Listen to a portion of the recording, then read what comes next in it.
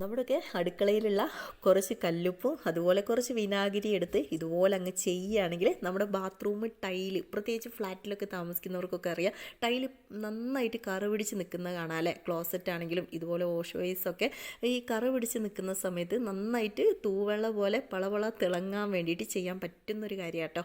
ഞാനിതൊരു വീഡിയോയിൽ കണ്ട് ചെയ്തതായിരുന്നു. നല്ല റിസൾട്ടാണ്. അപ്പോൾ ആദ്യം കുറച്ച് സോപ്പ് പൊടി എടുക്കുക. സോപ്പ് പൊടി എടുക്കുകയാണെങ്കിൽ കുറച്ചും കൂടി എളുപ്പമാണ് നമുക്ക് തേച്ച് കഴുകാൻ. അപ്പോൾ ബേക്കിംഗ് സോഡ വീട്ടിലുണ്ടെങ്കിൽ മാത്രം എടുത്താൽ മതി, ഇല്ലെങ്കിൽ പ്രശ്നമൊന്നുമില്ല. അപ്പം ഞാനിതാ കുറച്ച് കല്ലുപ്പ് എടുക്കുന്നുണ്ട്. ഒരു സ്പൂൺ കല്ലുപ്പ് എടുത്തു. കുറച്ച് വിനാഗിരിയും കൂടി ഇതുപോലെ ഒഴിച്ചൊന്ന് മിക്സ് ചെയ്യുക. അപ്പോൾ നന്നായിട്ട് പതഞ്ഞ് വരും. അപ്പോൾ ഈ മിക്സ് ചെയ്ത് കുറച്ച് നേരം ഒന്ന് കല്ലുപ്പ് ഈ ഒരു വിനാഗിരി ആയിട്ട് ചേർന്നിട്ട് നമുക്ക് എവിടെയൊക്കെയാണ് കറ പിടിച്ചതെന്ന് വെച്ചാൽ അവിടെയൊക്കെ ഒന്ന് ഒഴിച്ച് ചെറുതായിട്ടൊന്ന് തേച്ച് വെക്കുക.